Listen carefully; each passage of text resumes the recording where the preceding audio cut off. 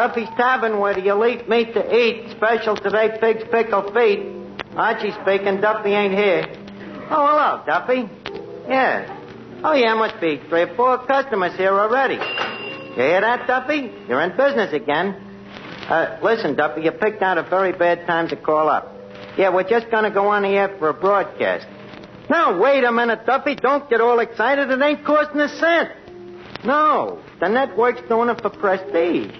Well, now, Duffy, I can't brandy words with you now. We're just going on the air, I'm telling you. Goodbye, Duffy. I'll see you later.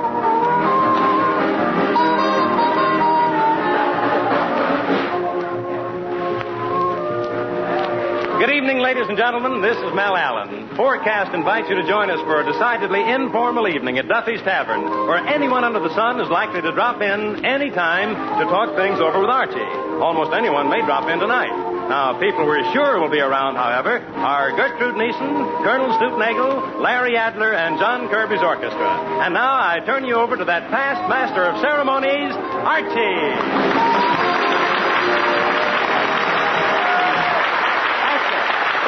Thank you very much. Good evening, ladies and gentlemen. This is the voice of Duffy's Tavern speaking, formerly Duffy's Bar and Grill and still owned by the same proprietorship. And we take great pride in presenting them great musicians, John Kirby and his high schoolians. They offered their own version of Royal Garden Blues. You will note that in the second chorus, the piccolo player hits a note so high that it can only be heard by a dog. Mr. Kirby.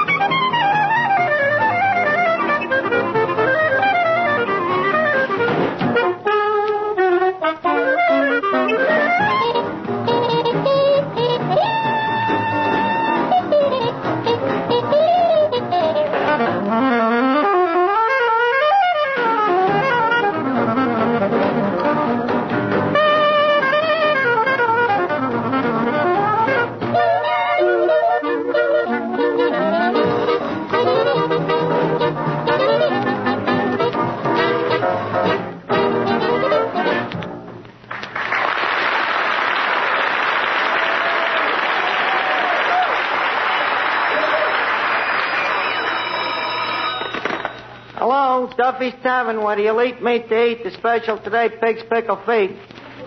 Oh, hello, boss. Hey, how'd you like Kirby's band? They what? Duffy, they do not. Well, I see what you mean. Mm-hmm. Yeah. What is it, Archie? It's Duffy, Mr. Kirby. He says he thinks your band is great. All right, Duffy, I know. Can't tell a guy that, though. You don't understand artists, Duffy. You know, they're much more insensible than you and me. You gotta tolerate them. But Duffy, you haven't liked nothing since Chauncey Olcott cracked up on Mother McCree. You're living in a graveyard full of Irish tenants. Wait a minute, Duffy. Gertrude Neeson, the new floor show just walked in. What? All right, I'll tell her. I'll speak to you later. Good evening, Miss Neeson. Hi, Archie. Say, Miss Neeson, I hate to, I hate to bury sleeping dogs, but Duffy has been complaining about you. Oh, what's old Novocaine brain squawking about now? Well, he claims you insulted his best customer, Mr. Feldever K. Beldorf. Was you out to dinner with Beldorf last night? Yes, and I'll never go out with that crumb again. Huh? You know what happened? He asked me to go out to dinner last night, so I go with him. Well, you know how I never like a strange man to pay for my meals. Yeah, I know. Yeah. So I said to him, Mr. Beldorf, I insist that this dinner should be Dutch. But he said he absolutely wouldn't hear of it. Well, that's nice. He said I had to pay for him, too. That's that Beldorf, so what did you do? Oh, I did what any lady would do. I broke a plate over his head. What else could you do? Well, frankly, as man to man, do you think that breaking a plate of soup over a guy's head should be construed as an insult? No, but Beldorf's a little hypersensitive. Don't like those things. I'll explain it to Duffy, though. By the way, Duffy ain't never heard them golden tones of yours, Miss Neeson. You know, I've told him about you being a great star of the movies and the radio, and when I mentioned that you have been on the stage, he said he had one request. Look, Archie, even to please Duffy, I will not recite Casey at the bat. Well, all right, then. But would you mind rendering the customers with a song? All right, I'll do something especially for Mr. Duffy. Does he rumba? An amusing question, Miss Neeson. Proceed ahead.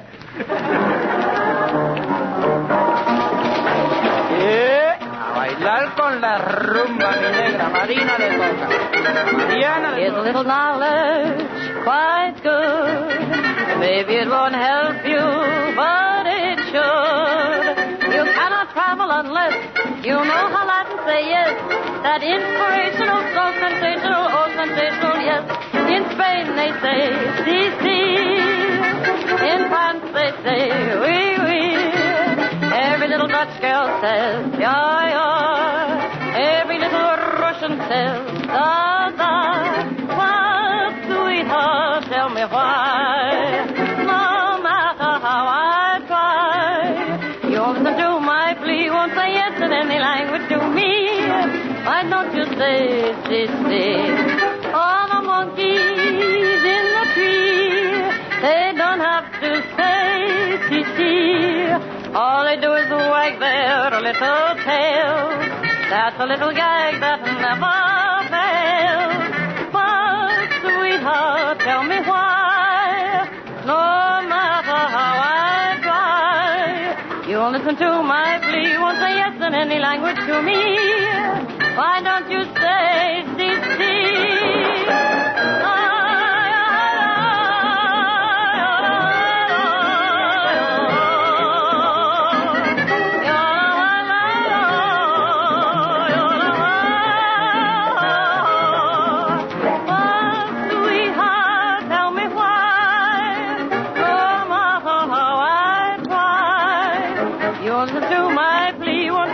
Any language to me, why don't you say, si, or maybe you say, baby, why don't you say, si.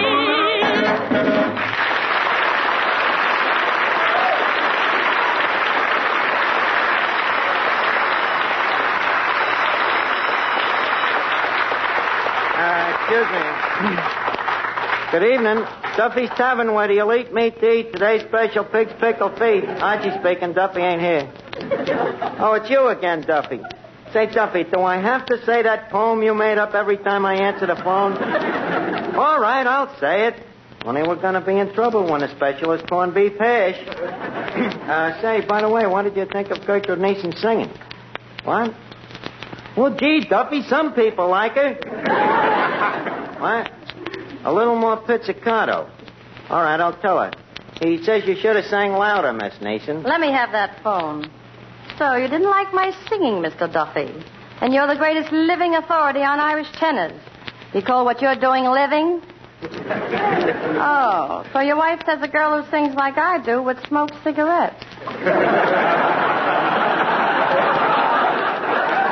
Listen, you crummy old broken-down barfly, you miserable no-good four-flushing... What? Yes, you can call me Gertrude. And furthermore, lame brain, if I had the wings of an angel, I'd beat your brains out with them. Goodbye.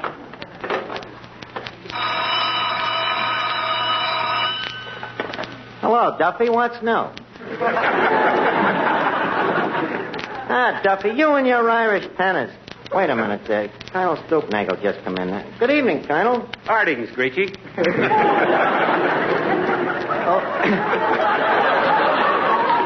Well, how are you tonight, Colonel? Oh, I'm in pretty good shape for the shape I'm in. That is, considering my shape. Well, that's pretty good. Have a cigar, Colonel? Yes, I have. Thanks. I'll be right with you, Colonel. Have a seat. Hello, Duffy. The Colonel's got a look in his eye like a $3 porterhouse. If I play my cards right, maybe I can sell him a slice off of that Kansas City steer you've been saving for inflation. Well, listen, Duffy, that steer ain't getting no younger. Okay, see you later. Well, Colonel, you sure are a sight to give a person sore eyes. Here, let me take your hat and shotgun. Been to a wedding? Huh? Been to a wedding? No, Archie, I've been hunting ducks. Hey, Nimrod, would you mind not pointing that shotgun at my head? I just had my hair done. Pardon me, madam, but you don't have to be afraid of this fowling piece, unless you happen to be a duck. Well, she don't happen to be no duck, Colonel. She happens to be a canary. Colonel Stoopnagel, this is Chanteuse, Miss Gertrude Neeson. How do you do? I'm sure. Well, I haven't seen you in a long time. You're putting on quite a front stoop, Nagel.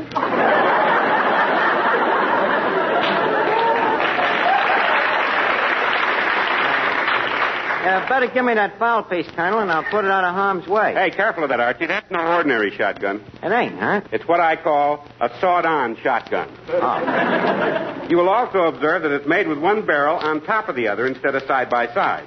It's for shooting ducks who happen to be riding piggyback. That's certainly a very clever blundering bust, Colonel. Blundering bust. Oh, yes. And here's another startling feature about it. One barrel is loaded with bullets, and the other barrel is loaded with nothing. Loaded with nothing? Why is that? Well, the loaded one's for shooting ducks, and the unloaded one is for not shooting innocent bystanders. Oh. Say, Archie, how about that steak for the Colonel? Oh, yeah, thanks for reminding me. Say, Colonel, we got a steak here we've been saving especially for you. Archie, now you're talking. After that duck hunt, I could eat a horse. Colonel, you have placed an order. Nick, that saddle steak for Colonel Stoopnagel. Want me to ride it in, boss? No, just slap it on the rump and hold the kitchen door open. It'll walk you. Oh, good evening, Officer Clancy. What'll it be, the usual absence frappe? Never mind that. Who belongs to the blue sedan parked outside, next to the fire hydrant? Well, what's wrong with that? It's my own fire hydrant. Now listen, you. Now, you listen, Clancy. You're supposed to be a friend of Duffy's. Why do you always come in here annoying the customers? You listen here, Archie, and don't be giving me no back talk. You keep your customers obeying the law, or I'll close you up. Well, you can't close us up. We ain't got a license. Yeah, but I never... Well, don't let it happen again. Okay, Clancy.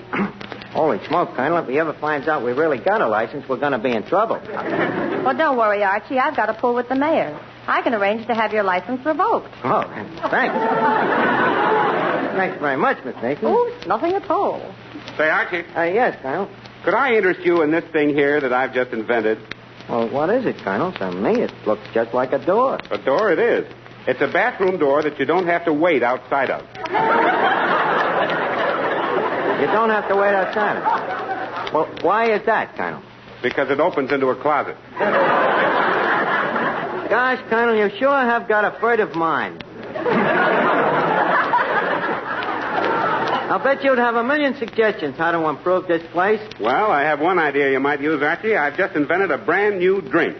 It's made by brewing malt and yeast and hops together, and the result is a tangy, golden liquid with a frothy head on it. But, Colonel, we got that here. That's beer. That's odd. That's what I call mine. Now, wait a minute, Colonel. Beer was invented more than 2,000 years ago. Really? It seems like only yesterday. Say, Colonel, have you ever tried your hand at inventing an Irish tenor? Why? Well, Duffy says either I either get an Irish tenor or I'm fired. My boy, never despair. I, Colonel Lemuel Q. Stoopnagel, am an Irish tenor. Aretha, we're saved.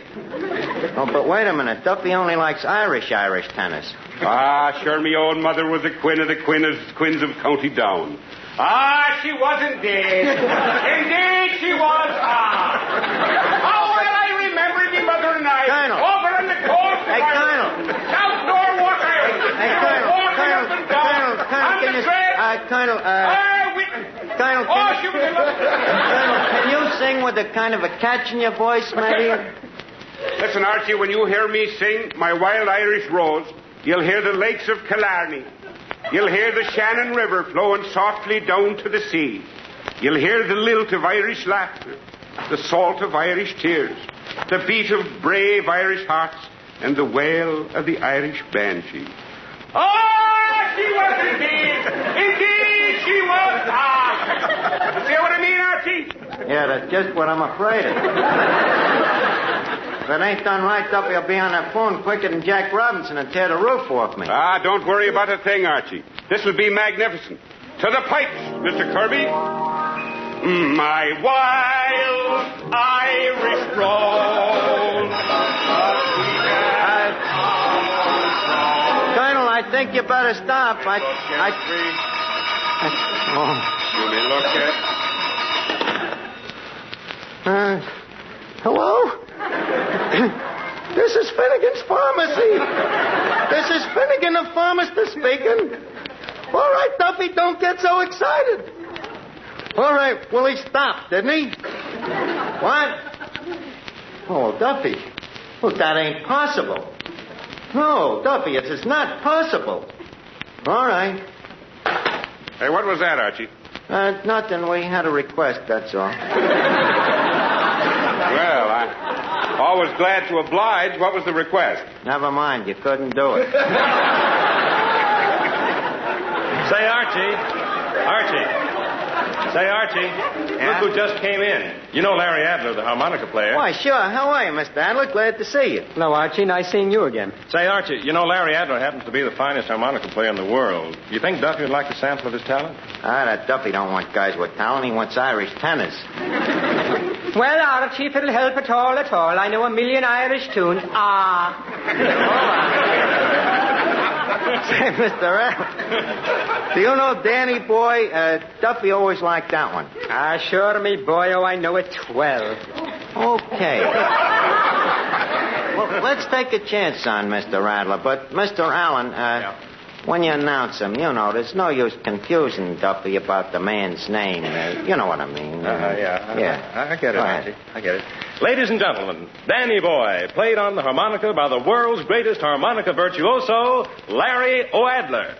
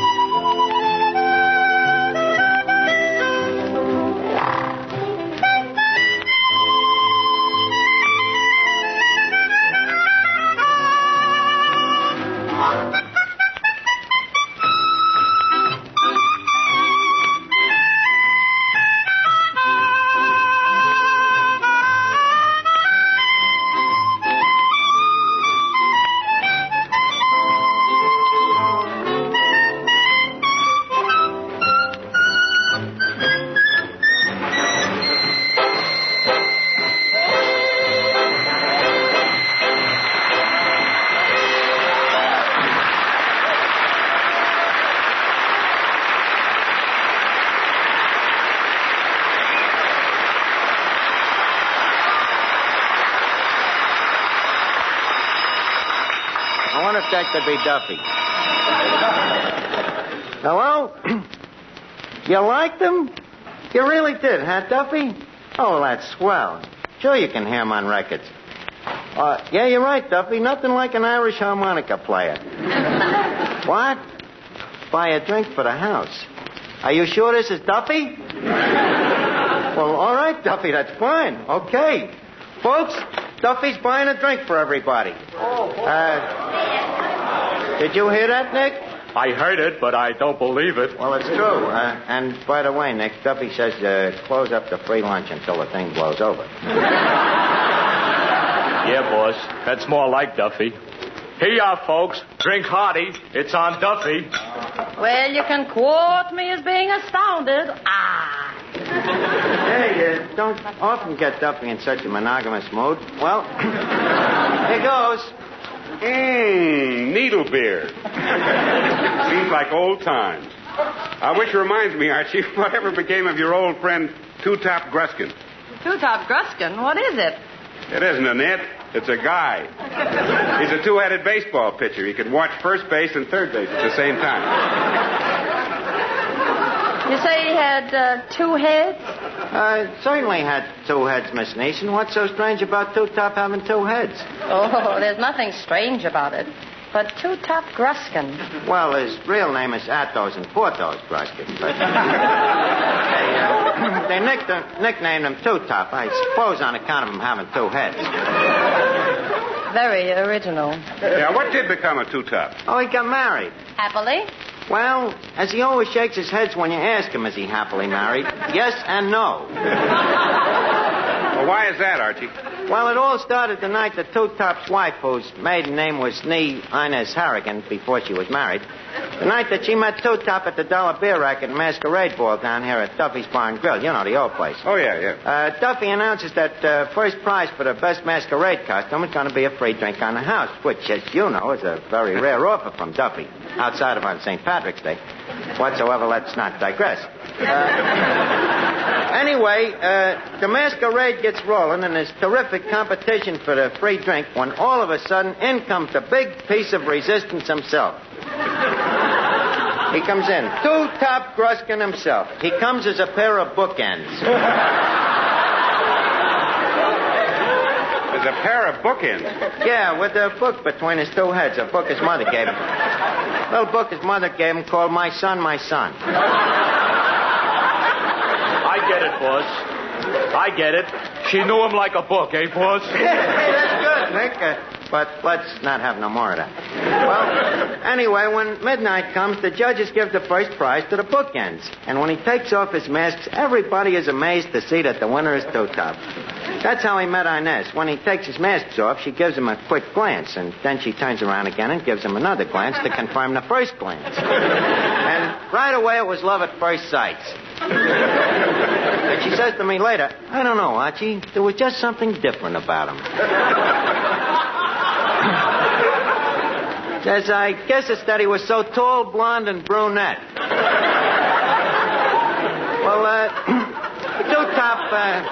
Two-Top falls for Inez, too, and it ain't 10 minutes before he's playing I Love You Truly on a harmonica and kissing her at the same time. So, finally, he proposes marriages to her. Bigamy, huh? Yeah. So Inez says, okay, Two-Top, after all, twice a loaf is better than none. Hello, Duffy. You changed your mind. You've been thinking it over and you don't like O'Adler. But, Duffy, no, you can't take back free drinks after people have drank the drinks. No, it's neither practical nor ethnical. But listen, Duffy, will you forget Chauncey old card? I'm in the middle of a story. Yeah, I'll call you back later. That's Duffy, no restraint. Well, anyway, as I was saying, Two-Top is so happy about Inez marrying him that he quick goes over to the bar to celebrate. So Duffy puts first prize to drink on the house down in front of him. But Harold, the bartender, says, don't you think it's pretty cheap, Duffy, giving a 2-headed guy just 1 drink? So Duffy says, okay, I'll be a sport. I'll give the other head to Chaser. Sounds a bit parsimonious, Archie. Oh, yes, well, fella. Well, Two-Top takes the drink, see? But it seems he takes it with the head that he inherited from his father's side of the family. And the first thing you know, he can't stop drinking. Well, the head that's drinking the chases tries to control him, but it's no use. So finally, the sober head winks at Duffy and says, better slip my Mickey, Duffy. Well, then the trouble really starts. Duffy, who's a little nearsighted, makes a mistake, and he puts the Mickey into the chaser. Well, in no time, both the two tops' heads is out like light. Well, with this, Inez gets mad and she hollers, you're drunk. So as one man, two-top comes two, or rather he comes four, and he says, who's drunk? So she says, you are. You on the left. Says, come on, Porthos, I'll marry you, but I never want to see that other face again. And that's why, Colonel, to this day, if you ask Two-Top, is he a happy married man, he always nods one head yes and shakes the other head no. Archie, that's a wonderful story. You're a natural-born raconteur. Thanks, I think. But I'll be a natural-born corpse if I don't get an Irish tenor for Duffy. Say, Archie. Oh, are you here again, Clancy? Yes, it's the last time I'll tell you to get that car away from the fire hydrant. Oh, Clancy, don't Clancy, do you by any chance know any Irish tenors? Sure, and I'm an Irish tenor myself. Clancy Olcott. What's that, Miss Neeson? Clancy Olcott. If you can make an O-Adler out of an Adler, why can't Clancy be Clancy Olcott? But Olcott's dead. Does Duffy know that? Well, probably not. He still insists that John L. Sullivan is the heavyweight champion of the world. You see what I mean, Archie? Eureka, Miss Neeson. I think you've given me the mucus of an idea. Clancy, do you know when Irish eyes are smiling? Certainly. Well, what are we waiting for? Give me that microphone.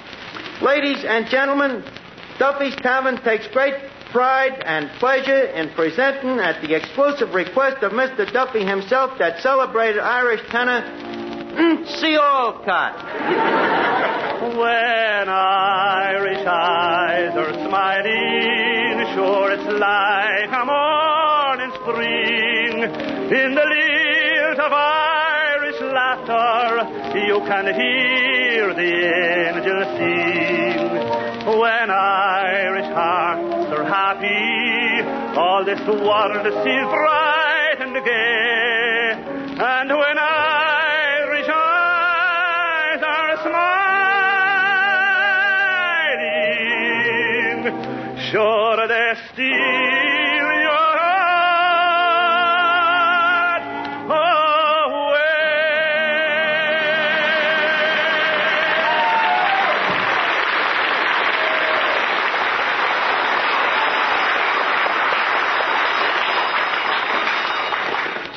Hello, Duffy. You liked it, huh? Well, it's about time you heaped an encomium at me. What? Ah, Duffy. What do you know? He's crying. Always cries when he hears an Irish tenor. Ah, now, Duffy, please.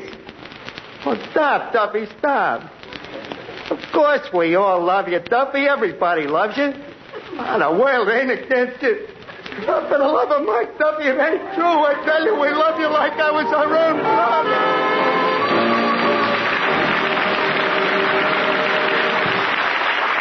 That will give you a rough idea of what Duffy's Tavern will be like when and if it reaches the air regularly. Tonight's program, like each forecast show, is intended as a sample broadcast, an illustration of what you may expect of Duffy's Tavern if it eventually becomes a weekly radio feature. If you want to hear more from Archie, from Gertrude Neeson, from John Kirby's orchestra, and from the never audible but always active Duffy himself, write to CBS and tell us so. Your applause will help to make Duffy's Tavern a weekly broadcast feature.